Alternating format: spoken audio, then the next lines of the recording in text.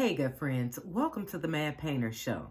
Yes, we want to be loved and we want things to be all about us. But guess what? That's where the trapping happens. You are not looking to be a piece of nothing, a piece of meat, a piece of man, a piece of woman, a piece of whatever it is that you identify as, okay? And so when you are looking at getting a piece of something, are we ever truly satisfied by just that piece?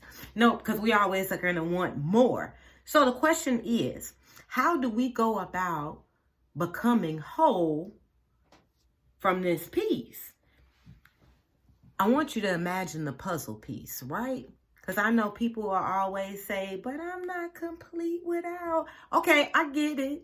But even a puzzle piece within itself is whole because it needs to connect to the other pieces. And if that puzzle piece is not whole, it kind of breaks up what the clear picture becomes. So yeah, we'll need to connect with others to actually see the clear picture, but even the puzzle piece within itself is whole. So how are we going about being whole? So first we're going to look at what being whole brings, having this wholeness within us. What it brings is healing, forgiveness and letting go, loving who you are and who you are to become to be, and who you were to become to be, growing to become the best version of yourself and seeking wisdom and actually listening to what wisdom has to say, because that's our ace boon coon. I'm trying to tell you, that's our friend. That's our friend. And so an anonymous quote that I saw on social media, I felt everyone needed to hear this, or whoever is listening to this. Heal so you can see that attention is not love, attachment is not connection, and the bare minimum is not effort. So whether this is you doing this for you, or someone that you're in a relationship with, or they're doing this to you in a relationship, this is not what it is, and this is why we want to heal. And like the list that I had earlier, healing is a part of wholeness. And so we're seeking the whole thing. Know what I'm saying? And so some of the questions that we want to ask ourselves, one, what is it about you that you need to know that you don't know? And two, who are you? So there's this old saying, how I used to hear it was that people are in your life for a reason, season, and a lifetime. And having years of marinating on that and thinking about that, I've come to the conclusion, people are in your life for a reason and a season, but you, my dear, are in your life for a lifetime. So why not make this experience pleasurable? Because, it's going to be you and you, baby. And at the same time, how we're going about making this pleasurable is including a little extra in on even when we by ourselves. And so in order for you to see things clearly, you have to remove yourself from the situation. And so I threw that out there because I want you to keep that in mind in a little bubble right there, okay? Okay, so we are looking at not you, not self, because in us getting to know ourselves, we kind of have to remove ourselves from the situation. So instead of looking at self, we're looking at who created you. And who created you, this is the one who promises never to leave you, the one who promises his love of you, the one who promises his protection, and the one who promises you this freedom, right? Because in this freedom, there is wholeness with this freedom. And so you want to be in a place where you experience the love of God. And when you experience this love of God, baby, it is a love like no other, because when you experience it, you understand better how to love you, because you learn more about you and how to treat you.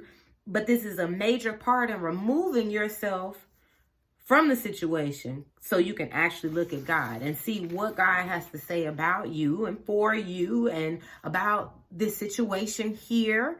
But take time. So in us taking time and experiencing God's love, this is giving you a better understanding of love, period, on multiple layers.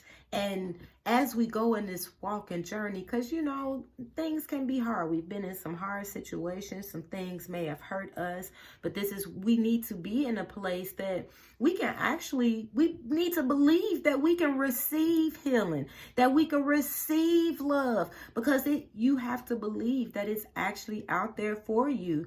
Because if you believe, you're going to open up and actually make steps towards it, because it's there for you.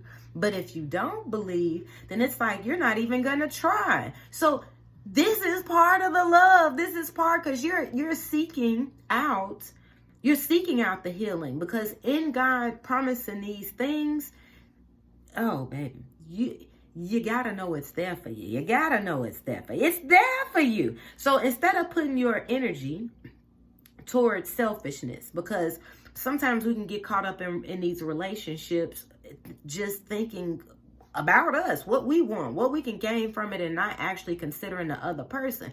Now, on the flip side of that, especially in coming from a pleaser point of view, baby, little for you pleasers out there, little do you know, if you're coming from, oh, I want to please so-and-so and it's still selfish. It's still a selfish, because some kind of way you're still making it about you. But we're shifting this and actually looking to please God and making it about God.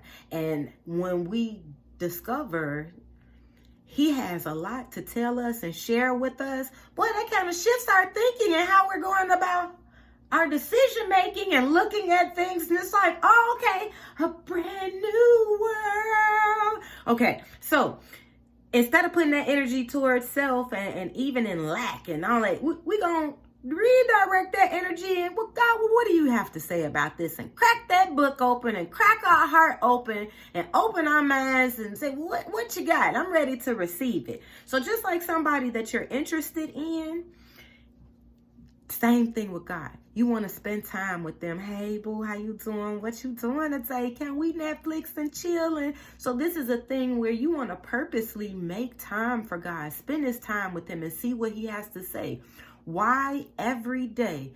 Baby, because it's so easy to go back to where we were. It's so easy to go back to comfort. And this is a growing process when we're not growing backwards. And so since we're working on growing and moving forward and bringing in this wholeness, look at it like a type of thing, like every day that you are going to seek out God. You're asking Him questions. You're in your prayer closet. You're meditating on the Word. You're walking in faith. Whatever this is that's going on in this season of relationship, you visualize. Because I'm jumping, I'm sorry. We're going to a thing of wholeness, right? And part of that wholeness is the cup running over. So I want you to see, like, every time we spend time with God, it's dropping this love into you. And I mean, God's dropper is way bigger than ours. And so it's like an overpour. And then the more we're dropping in there, the more that's going to come out. So if you're thinking like, crap in, crap out. So if we're putting the goodness in, you have more goodness to release to people who need to hear this goodness. Okay, so we are now looking at the alone time, because being alone, baby, my advice to you, if you are in a relationship with someone or you are that person, no judgment here, this is a safe space. But if you are in a relationship with someone or the person who has difficulties being alone, if your partner needs to go somewhere, it's too easy for you to cheat, because you always need attention. And it's not so much a thing as physically cheating, intimate cheating, just doing something because you need some type of attention.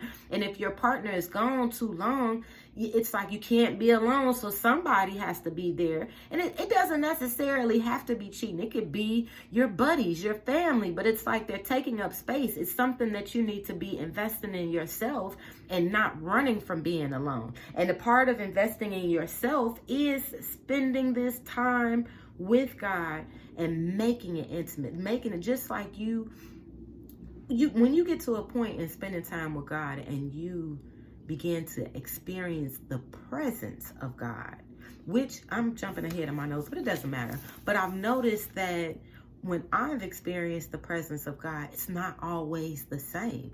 Yet I know it is his presence.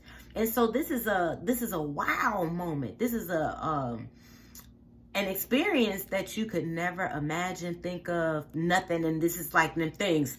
Yeah, that's how you know it's me. I am God. And so this is a wow factor moment that you really want to experience, because it's not just a thing where we're flipping through this, we're memorizing this. Okay, and I did everything that you said that I was supposed to do. Heaven, here I come.